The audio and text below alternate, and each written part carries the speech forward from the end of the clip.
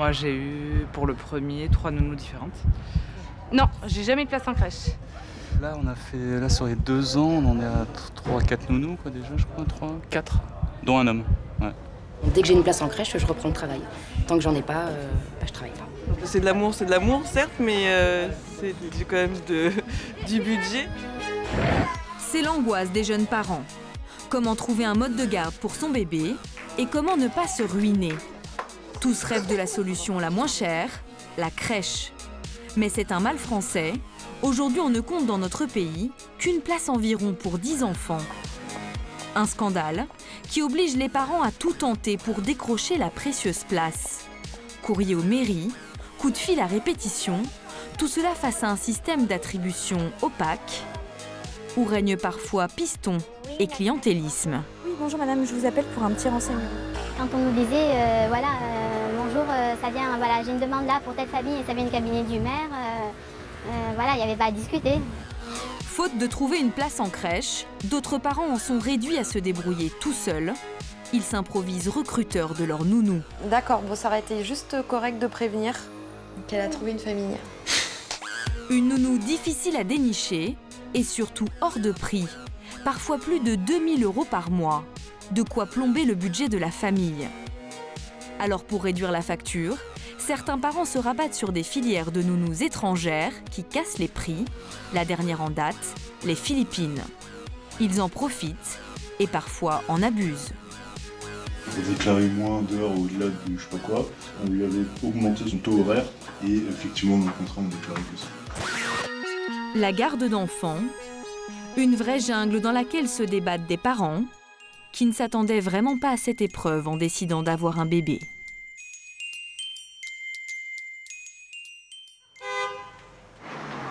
Évidemment, l'arrivée d'un enfant est un grand bonheur. C'est ce que vit Anne-Sophie, totalement sous le charme de son petit garçon, Gaspard, âgé de 10 mois. T'as bien dormi? Mais comme beaucoup de mamans qui travaillent, cette Parisienne a aussi découvert la galère pour le faire garder. Beaucoup de tracas et beaucoup d'argent dépensé. Par mois, vous pensez consacrer quel budget à votre enfant? Ah, si on met tout bout à bout, je pense qu'on est à 1 600 € environ pour les couches, le lait, les aliments. Le point principal, c'est la garde de l'enfant. Et c'est ce qui coûte le plus cher. Cette responsable d'une petite entreprise et son conjoint, qui est cadre, ont opté pour une nounou en garde partagée qu'ils embauchent avec une autre famille. Elles déboursent chacune une petite fortune, près de 1 300 € par mois. Anne-Sophie veut aujourd'hui une place en crèche. Gaspard pourrait côtoyer d'autres enfants et ses parents diviseraient leur facture par 2. Il suffit de faire le calcul pour s'en apercevoir. La participation que vous aurez à vous acquitter s'élève à 2,83 € par heure, soit 566 € par mois. Ça vous ferait faire des économies? Ah oui. Des économies pour lesquelles Anne-Sophie est bien décidée à se battre. À la recherche de la crèche.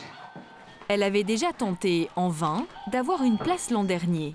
Et elle pense maintenant avoir compris comment il faut s'y prendre. C'est du harcèlement, hein. Tout le monde, tous les gens qui ont des places en crèche ont harcelé à un moment les personnes en crèche. J'avais espoir que ça ne se passe pas comme ça.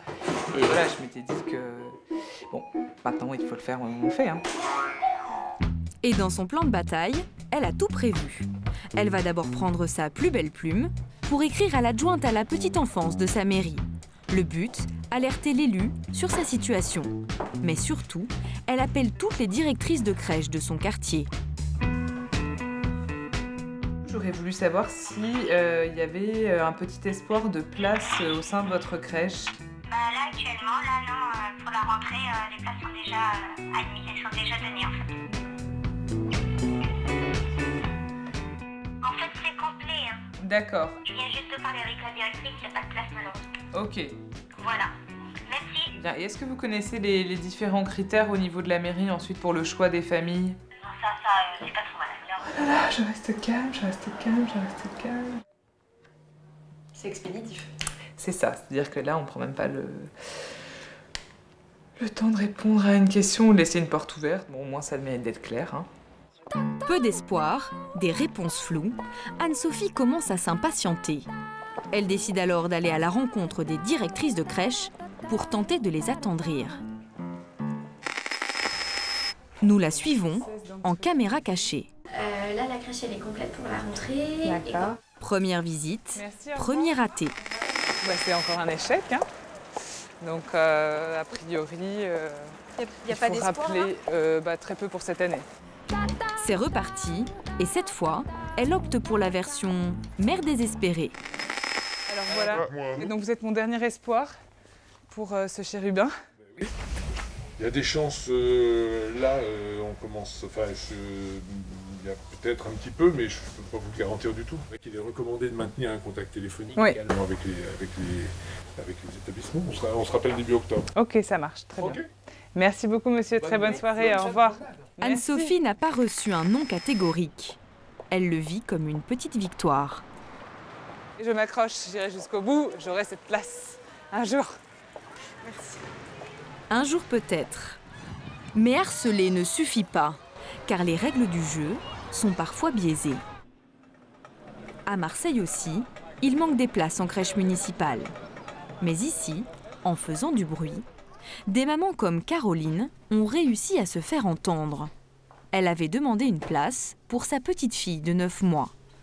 Pour départager les familles, la mairie a établi des critères. Il y en a 3 principaux. Les parents prioritaires sont ceux qui habitent Marseille, travaillent tous les 2 et laissent leur enfant à la crèche à temps complet. Des critères que Caroline et son mari remplissaient. Et pourtant, ils vont vite déchanter. On leur annonce qu'ils n'auront pas de place, pour une raison un peu troublante, qu'ils découvrent grâce aux confidences d'une directrice de crèche. Au début, Caroline a cru à une mauvaise blague. S'ils n'ont aucune chance, c'est parce que leur fille est mal née. Et en fait, elle nous expliquait que l'enfant, étant né au mois de décembre, il ne prenait pas les enfants qui sont nés au mois de novembre ou au mois de décembre. Pourquoi? Un enfant de 9 mois est trop grand pour le groupe des petits et trop petit pour le groupe des moyens. Scandalisé, le couple décide de ne pas en rester là. Ils écrivent au maire de la ville et au maire de leur arrondissement en leur indiquant qu'ils iront jusqu'à prévenir la presse s'il le faut. Les courriers sont musclés. Une nouvelle ségrégation liée à l'âge permet aux crèches de justifier leur manque de place. Bravo au système qui produit de la discrimination arbitraire sur des nourrissons par carence des fonctions municipales. On était un petit peu énervés. Ces lettres semblent avoir eu leur petit effet. Quelques semaines après, elle reçoit un coup de fil miraculeux. On avait eu un appel de la crèche pour nous dire qu'il y avait une place. Mais avant, on vous avait répondu quoi? Avant, au mois de mai, début mai, quand mon mari est passé, ils lui ont répondu que c'était pas possible. Ils nous ont dit que qu'il n'y avait pas de place. La même crèche? Ils nous ont dit qu'il n'y avait pas de place. Comment expliquer ce revirement? L'élu à la petite enfance de la mairie de Marseille les a visiblement soutenus. Comme c'est écrit dans ce courrier. Afin de répondre au mieux à votre sollicitation, je suis intervenue auprès de la direction de la petite enfance afin de recommander votre demande. Alors les élus de la ville ont-ils le pouvoir d'attribuer des places comme ils le souhaitent? Nous avons retrouvé une ancienne directrice de crèche municipale à Marseille.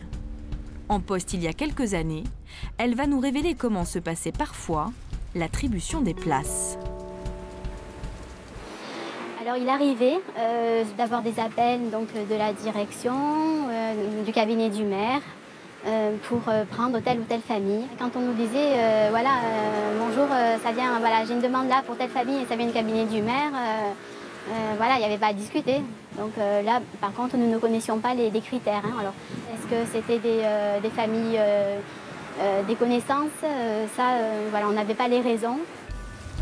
La mairie imposait donc des familles à la directrice qui s'exécutaient.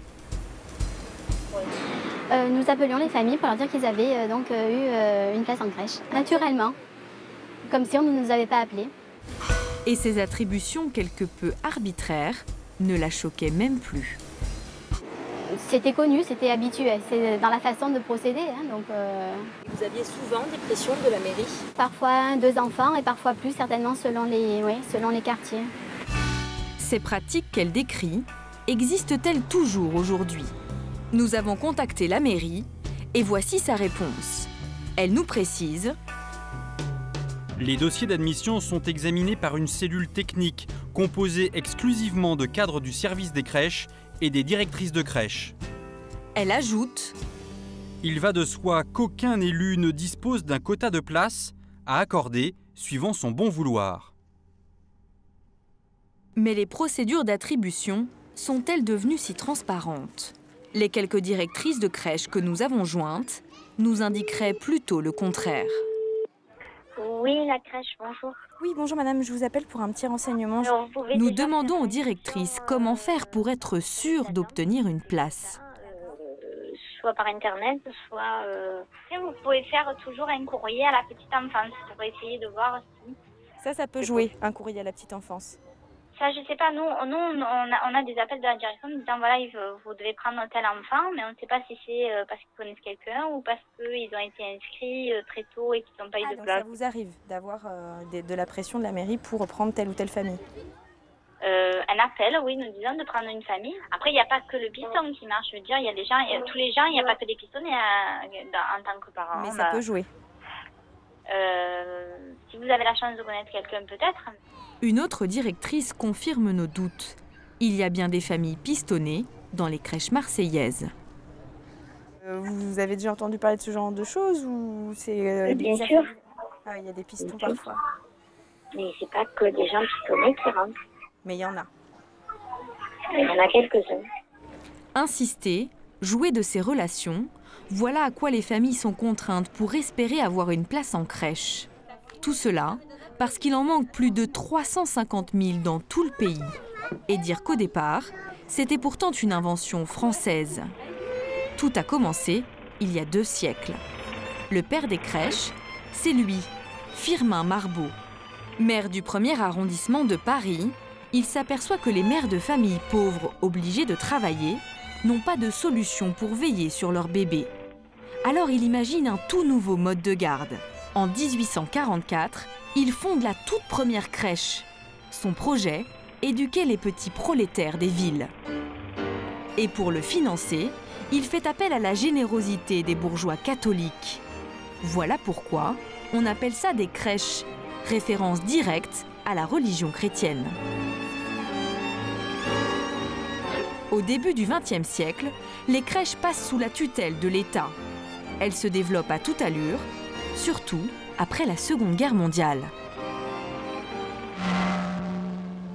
Une crèche est ouverte dans le 9e arrondissement.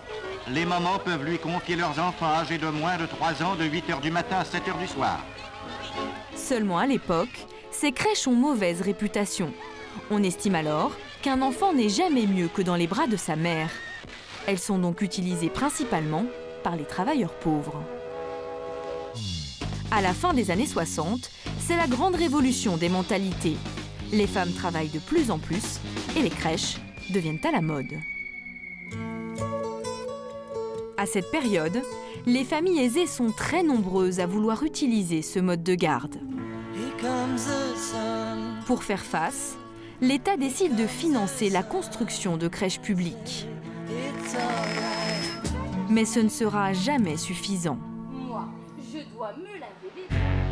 À Toulouse, pourtant, un homme s'acharne à changer la donne. Jérôme Bonnemaison est à la tête du service petite enfance de la mairie. C'est lui qui pilote les projets de création de crèches. Et pour chaque nouvel établissement, son premier obstacle, c'est le temps. La réalisation d'une crèche, entre la décision initiale de la construire et son ouverture, ça prend 3 ans. 3 ans minimum, et voilà pourquoi. Une fois le budget débloqué par la mairie, Jérôme doit passer dans plusieurs bureaux, à commencer par celui de... Michel. Il supervise les travaux. Chez lui, il faut être patient. Alors, suivant le type de projet que nous réalisons, ça peut aller de 1 an à 3 ans. Voilà. Brigitte, elle, s'occupe du permis de construire et des autorisations variées. Services hygiène et santé, protection maternelle et infantile, tous doivent donner leur accord. Si on n'a pas d'embrouille, ça va être entre 6 mois et 1 an. Ensuite, il y a Julie. Elle gère les marchés publics. Vous savez que pour acheter, le service public doit passer par un processus de marché public. Généralement, une procédure d'appel d'offres, il faut compter 6 mois. Et chez Lydie, il reste le recrutement du personnel qualifié. Là aussi, c'est long. On peut dire que ça prend entre 3 et 6 mois. Nous sommes plus près des 6 mois en intégrant la période d'appel à candidature. Une fois toutes ces étapes franchies, 3 ans sont passés. Mais le plus gros obstacle, c'est l'argent. Exemple avec un établissement de 40 places. Une fois le terrain trouvé et les travaux terminés, la crèche a déjà coûté 2,5 millions d'euros. Ensuite, il faut la meubler, les berceaux, les tables à langer, les salles de jeu, équiper la cuisine. 100 000 euros en plus. Il y a la cour pour que les enfants se défoulent avec des jouets et un seul amortissant pour qu'ils ne se blessent pas. 14 000 euros. Pour fonctionner toute l'année, une crèche, ça coûte encore beaucoup d'argent. Il y a le personnel, pour 40 berceaux, 15 personnes, 560 000 euros. Et puis il ne faut pas oublier de renouveler les couches, les produits de toilette. Évidemment, il y a les repas, les biberons. Bref, chaque année, il faut dépenser une fortune. À Toulouse, pour les 60 crèches, la mairie débourse 16,5 millions d'euros par an. Les communes y réfléchissent donc à 2 fois avant d'en ouvrir de nouvelles.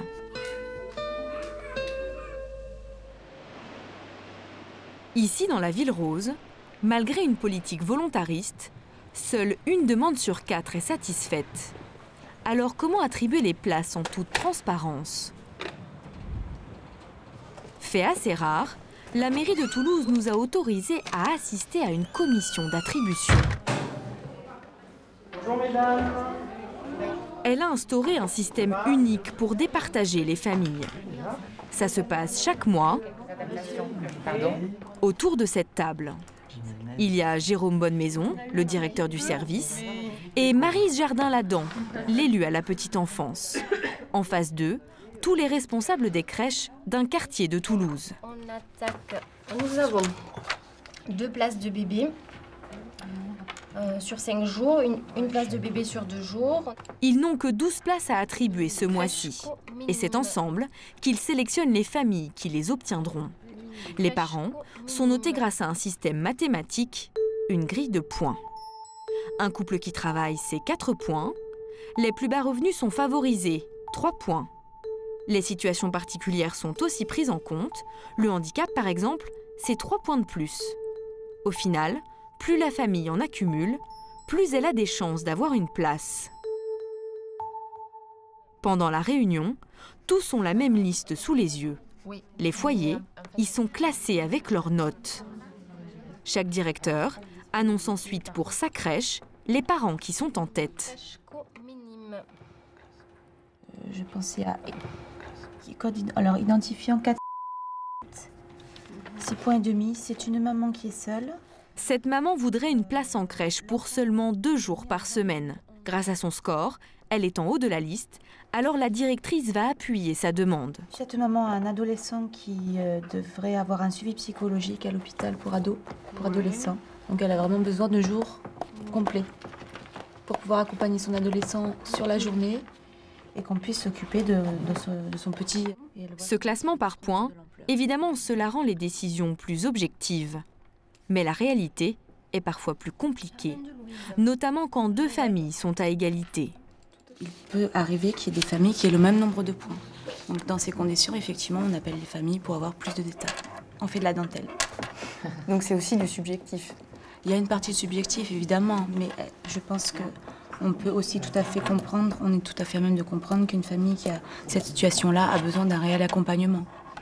Les chiffres ont donc leurs limites, et Jérôme Bonnemaison en est bien conscient.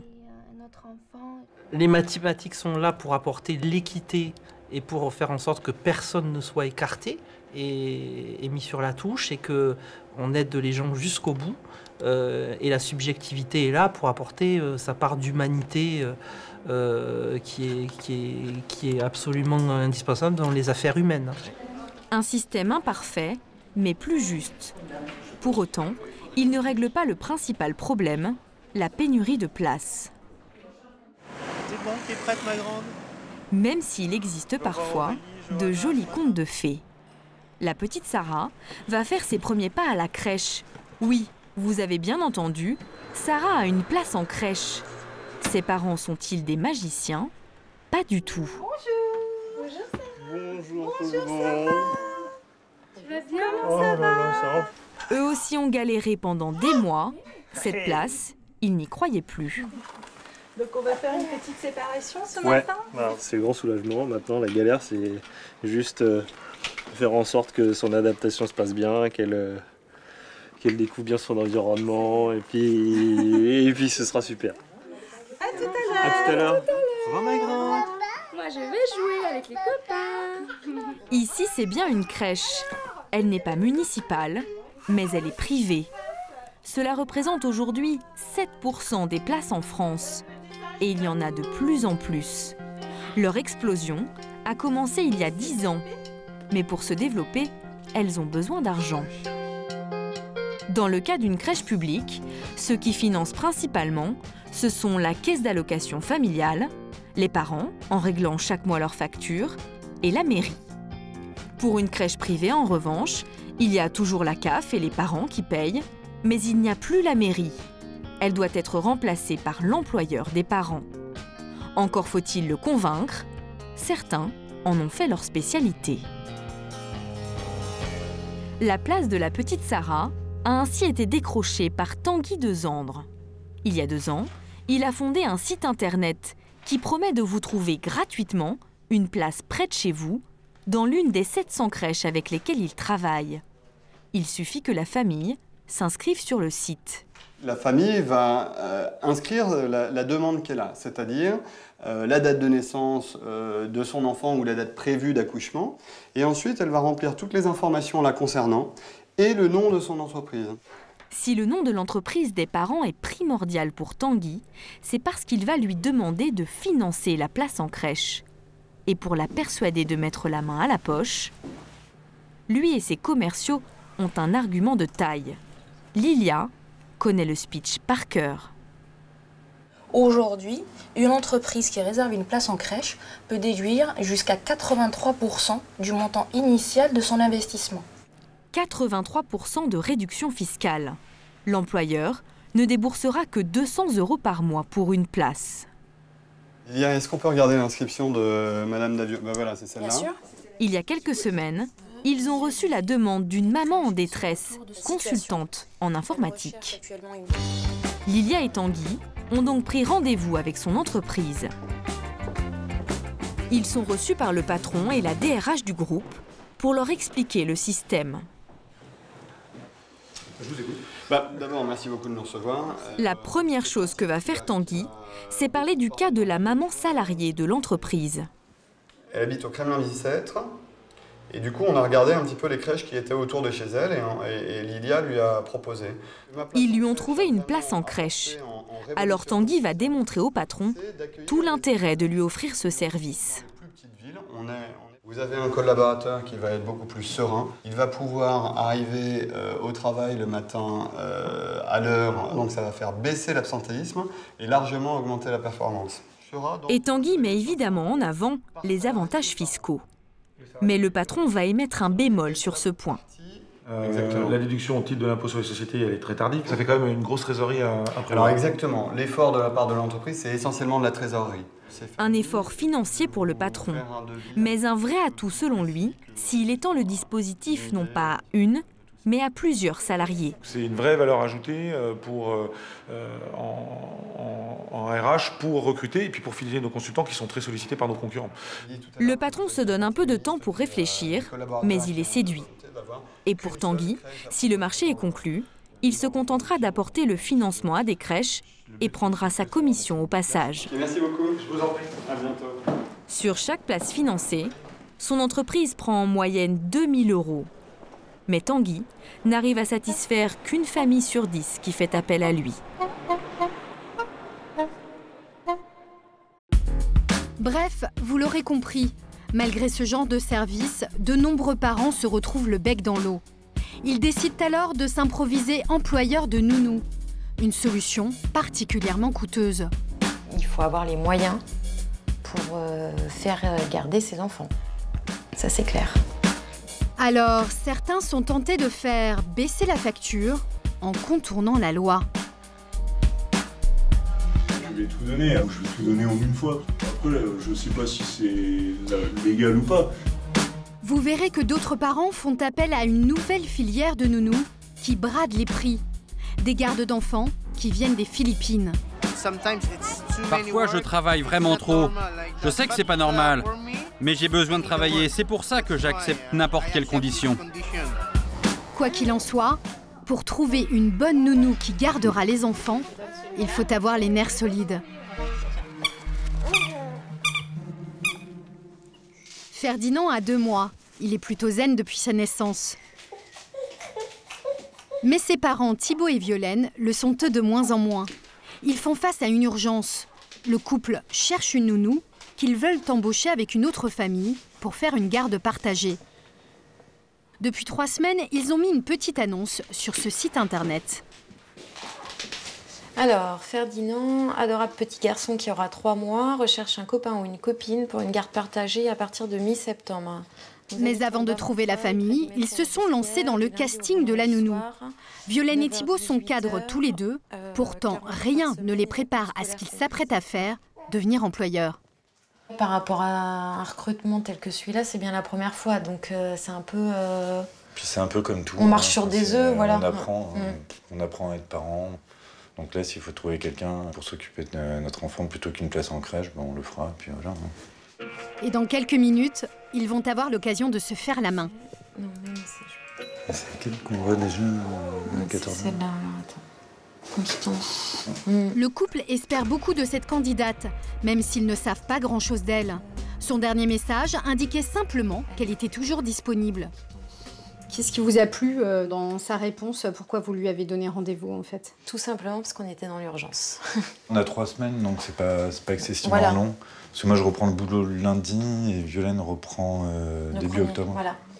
Le couple ne peut pas se permettre d'être exigeant. Il espère juste que la nounou convienne. Mais à 14 heures passées, elle n'a toujours pas montré le bout de son nez. Oui. Elle a un petit peu de retard. Un petit peu, ouais. Bon. Combien? 10 minutes C'est pas trop grave. Pas disponible actuellement. Ouais, peut-être dans le métro. Ouais. 10 minutes plus tard, toujours aucune nouvelle de la nounou. Parce qu'elle a 20 minutes de retard par contre. Ouais, je pense que... C'est vrai que la ponctualité, ça fait aussi partie du jeu, quoi. Parce que... c'est aussi un des critères. C'est un des critères, ouais. L'idéal, quand même, c'est si on cherche vraiment du boulot, je sais pas, on appelle quoi. Bonjour, Madame Rosé à l'appareil. On avait rendez-vous... Ils finissent par la joindre et là, mauvaise nouvelle. Ah, d'accord, bon, ça aurait été juste correct de prévenir. La fameuse Constance n'est plus libre. Qu'elle a trouvé une famille. Retour à la case départ pour Thibaut et Violaine. Puis du coup, peut-être que finalement, c'était pas la bonne personne, quoi. On va se dire ça. Ah. Voilà. Ah. Du coup, ça fait une sélection... Une sélection naturelle qui ne fait pas leur affaire. Dans moins de 3 semaines, Violaine reprend le travail et le couple n'a toujours pas trouvé de nounou. Mais non, on va pas t'abandonner.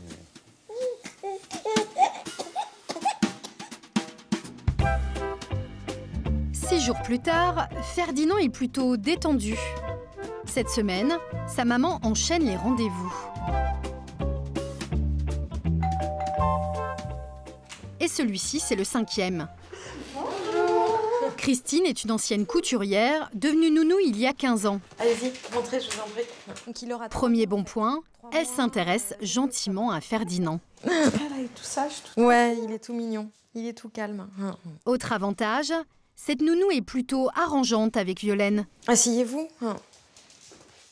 Pour l'emmener chez le médecin, ça peut être envisageable. Enfin voilà, est-ce que des choses comme ça? Ouais. Nous, l'idéal, ça serait à peu près 8h30, 18h30 minimum. C'est les horaires normaux. Ouais, voilà. Alors, on a un chat. Alors ça, c'est aussi Elle aborde tout. Ouais, c'est pas un souci. En termes de rémunération, du coup... Pour finir par le plus important. À peu près. Sur quelle base ou précédemment vous étiez rémunéré On prend la base du SMIC, après on voit par rapport au taux horaire. Elle a beau être au SMIC, vu les horaires, l'addition est vite salée. Par contre, après, il faut rajouter... Pour 48 heures par semaine, les deux familles devront débourser ensemble chaque mois avec les charges 2 626 € avant les déductions fiscales. Mais pour cette somme, Violaine n'a aucune garantie sur ses compétences. On veut travailler avec vous. Et du coup, vous avez un diplôme ou pas? Non, pas du tout. Parce que j'ai commencé par hasard, en fait, à garder les enfants.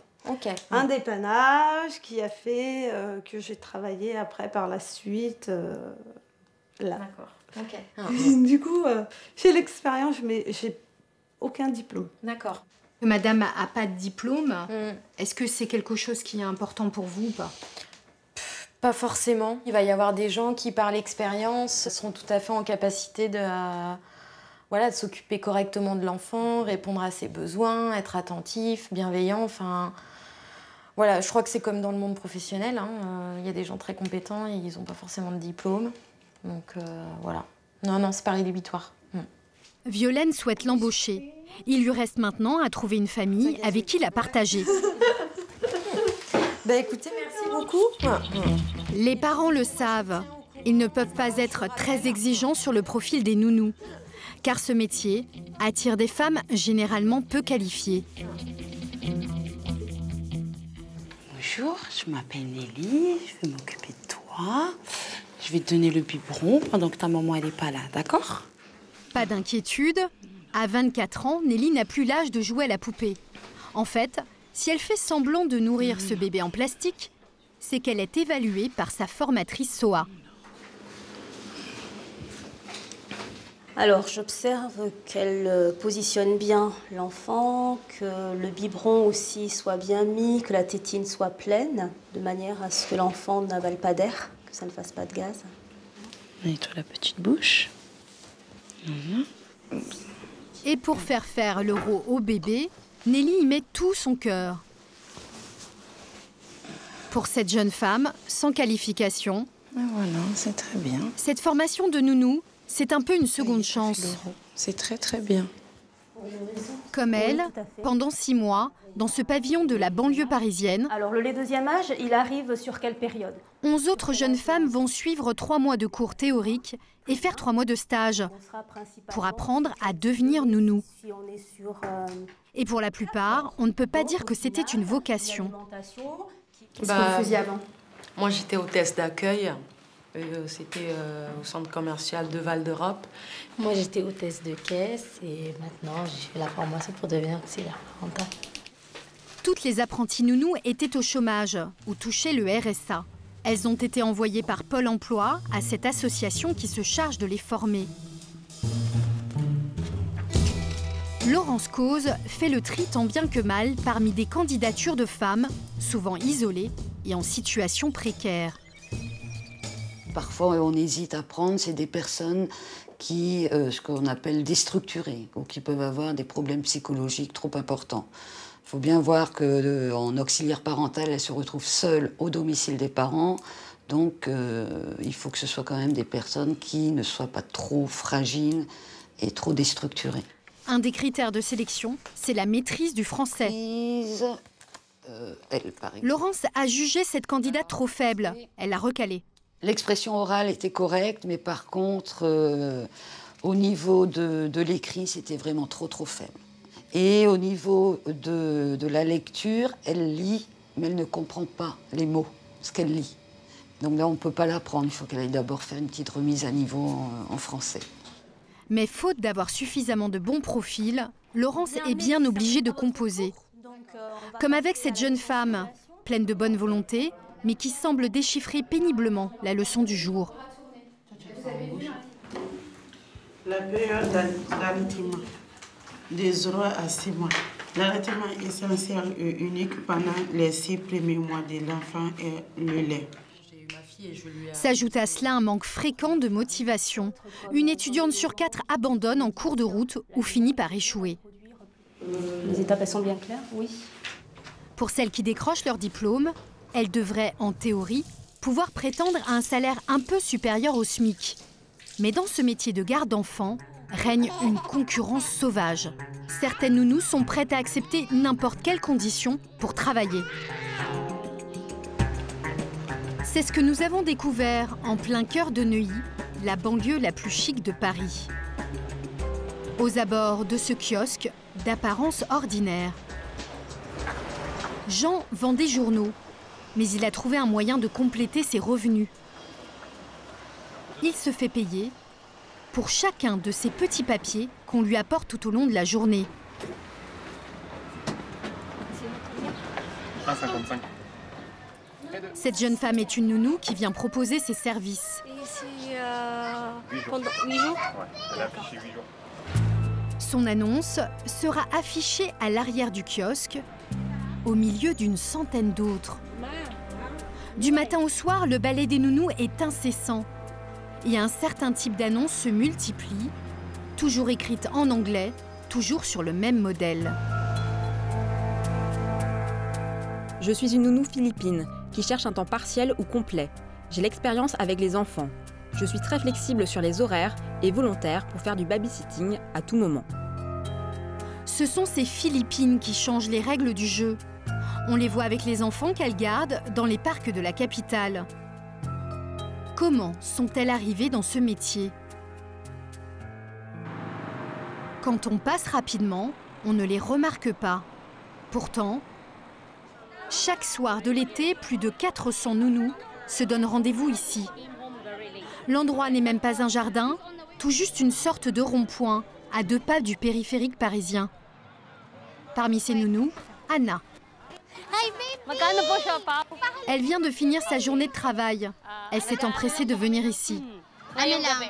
Les petits œufs, c'est combien? 3 pour 1 euro? Ok, j'en prends pour 3 euros.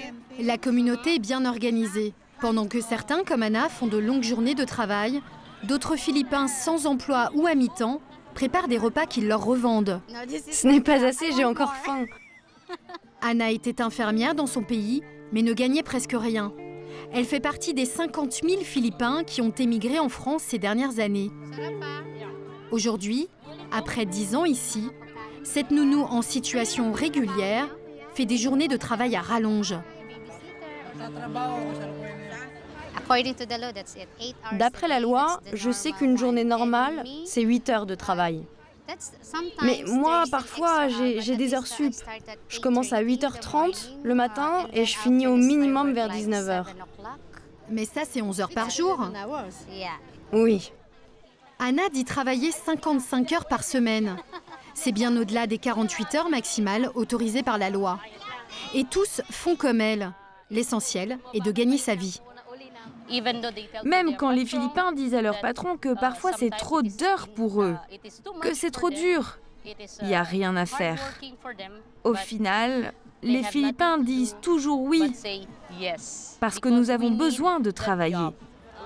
Si les nounous philippines acceptent de faire des journées interminables, c'est parce qu'elles ont la plupart du temps une famille à faire vivre, à l'autre bout du monde. Anna vit dans cet immeuble des beaux quartiers de Paris. Elle accède à sa chambre par cette porte de service.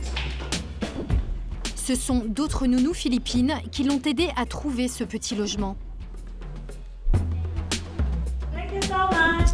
Elle débourse 320 € chaque mois pour ce 10 mètres carrés. La douche et les sanitaires sont sur le palier. Anna s'en accommode. Là, c'est mon fils aîné. Car elle doit envoyer les 2/3 de son salaire aux Philippines pour sa famille. Elle a 4 enfants. Quand elle est partie, sa petite dernière avait à peine 7 mois. Et là, c'est ma sœur. C'est elle qui s'occupe de mes enfants. Anna a laissé derrière elle ses enfants. Le problème, c'est ma plus jeune. Elle me dit « Maman, reste avec nous ». Je lui explique que je ne peux pas, j'ai besoin de travailler en France parce qu'on a besoin d'argent. Et ça me rend triste parce qu'elle m'a répondu « Maman, on n'a pas besoin de ton argent, on te veut toi, on veut que tu restes avec nous ». En France, elle gagne 10 fois plus qu'aux Philippines. Elle est déclarée, son salaire est confortable. Enfin, en apparence. Mon salaire net, c'est 1 763 €. Et le nombre d'heures, c'est écrit sur le contrat, 174 heures. 8 heures par jour. Mais où sont les heures supplémentaires? Ils ne les déclarent pas. Ce n'est pas 174 heures, mais 240 qu'Anna ferait chaque mois. Pour chaque heure travaillée, elle touche en réalité moins que le SMIC. Une main-d'œuvre très bon marché, dont profitent de nombreuses familles.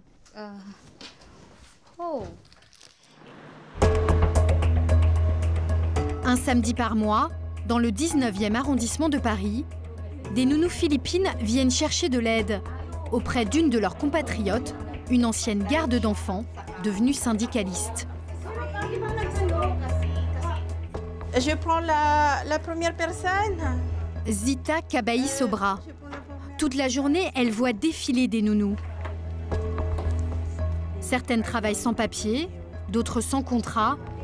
D'autres encore travaillent 12 heures par jour et ne gagnent que 1 200 €. Mais tu ne sais pas que c'est illégal? Il y a également Kim. Elle se plaint elle aussi d'horaires à rallonge. D'après son contrat, elle était censée faire 9h-18h. Et ces horaires ont été respectés? Non, je faisais 9h, 19h30. Est-ce que tu as réclamé du coup tes heures sup qui n'étaient pas sur le contrat? Est-ce que tu les as réclamées? Non. Pourquoi? Parce qu'ils sont gentils avec moi. Gentils avec ce contrat? Désolée, mais ce n'est pas de la gentillesse, ça. C'est de la tricherie. Des heures supplémentaires non payées. Nous avons voulu recueillir la version de l'employeur de Kim, chez qui elle ne travaille plus depuis l'été dernier. En caméra cachée, dans un beau quartier de Paris, nous sommes allés à leur rencontre. Bonsoir. Excusez-moi. C'est un couple de cadres. Bonsoir. Concernant le contrat de leur nounou, qui stipulait 9h-18h, ils en ont un souvenir très vague. Elle faisait en gros, elle faisait 8h, 19h. 9h-19h, elle faisait 10 heures par jour. Mais nous, on n'a jamais pratiqué d'heures sup. En plus du contrat. Elle faisait son contrat, quoi. Ouais, donc 9h-19h, quoi. Mais c'était 19h30 même, je crois. 19h30. Enfin, dans le contrat, je crois que c'était écrit comme ça, mais... Il me semble que dans le contrat, c'était 9h-18h. En fait. Voilà, non, 19h30. Vraiment, vous pouvez rentrer, hein. Et pourtant, en relisant le contrat qu'il est allé chercher... Ah oui, non, je sais ce qu'on avait fait, effectivement. Mais c'était... oui, tout à fait, ouais. C'était 9h-18h. C'est ça. C'était 9h-18h, sauf qu'on s'était mis... Oui, effectivement, on s'était mis d'accord sur le fait que... en fait, elle bossait jusqu'à 19h, 19h30. Et du coup, effectivement, pour déclarer moins d'heures au-delà des 20... je sais pas quoi, on lui avait augmenté son taux horaire. Et effectivement, dans le contrat, on déclarait que ça. Oui, enfin, en gros, son taux horaire, c'était plus d'un SMIC, quoi. Ça, c'est sûr. D'accord. En fait, c'est comme ça qu'on a fait. Oui, effectivement, on avait fait ça. En totale transparence. Ouais. Mais en plus, on lui avait... Ils ont eu beau augmenter son taux horaire, cela ne compense pas toutes les heures supplémentaires qu'elle a effectuées. L'air de rien, avec elle, ils ont fait une petite économie de plus de 3 000 €. Des gardes d'enfants complexes, hors de prix, des crèches inaccessibles et tout un business monté sur le dos de leurs enfants. Certains parents n'en peuvent plus. Alors ils ont décidé de ne plus compter que sur eux-mêmes. Ils ont créé une toute nouvelle solution de garde, solidaire et gratuite.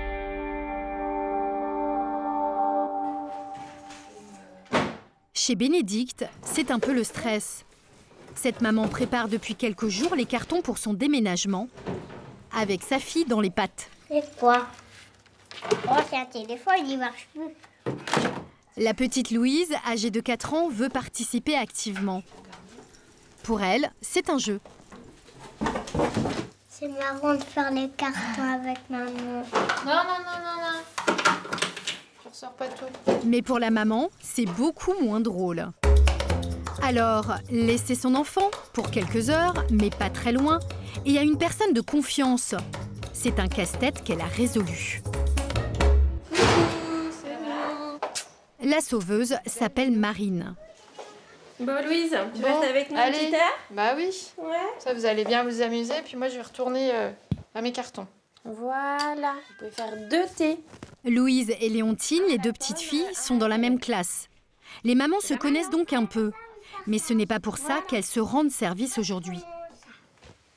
C'est grâce à un site internet. Les parents peuvent s'y échanger des gardes d'enfants. Ça s'appelle Troque ta garde. Et voilà comment ça fonctionne. Alors, j'ai reçu un email. Une demande SOS dans votre ville. Donc, Bénédicte de GIF a besoin de vous. Donc, elle avait besoin de faire garder Louise de 10h à 11h.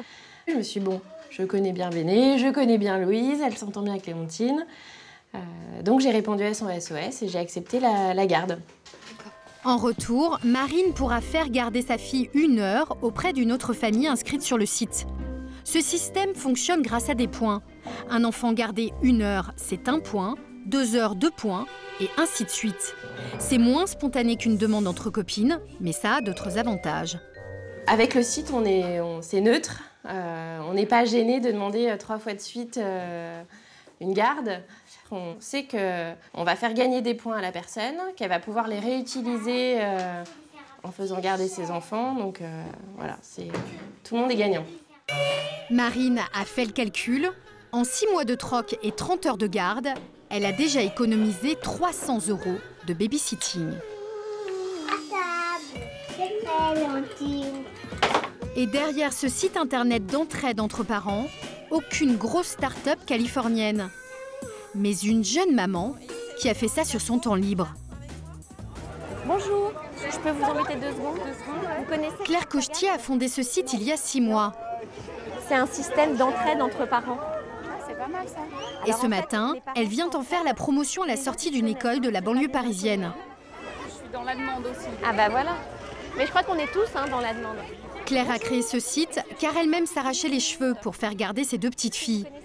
En 6 mois, elle a réussi à convaincre 500 familles dans toute la France. Chacune paye 1 € par mois. Ce n'est pas pour Claire, mais pour faire tourner le site. C'est plus simple, plus clair. Donc par exemple, je vais vous garder moi le mercredi avec mes enfants. Donc c'est sympa parce que vous êtes tous ensemble, vous jouez tous ensemble. C'est super pratique. Pour Claire, son concept n'est pas une utopie, mais peut-être le modèle de garde de demain. Gratuit, fondé sur le partage et qui pourrait bien redonner le pouvoir à des millions de parents. En attendant, Anne-Sophie, notre maman à la recherche d'une place en crèche, n'en a toujours pas obtenu. Pour le moment, son fils est gardé par sa nounou et elle la paye chaque mois près de 1 300 €. Violaine et Thibault avaient trouvé la nounou, mais c'est finalement l'autre famille qu'ils n'ont jamais réussi à dénicher. Ils ont donc confié leur petit garçon à une assistante maternelle. Ils lui versent 800 € par mois. Aujourd'hui, en France, près d'1 femme sur 4 s'arrête de travailler à la naissance de son enfant à cause d'un problème de garde.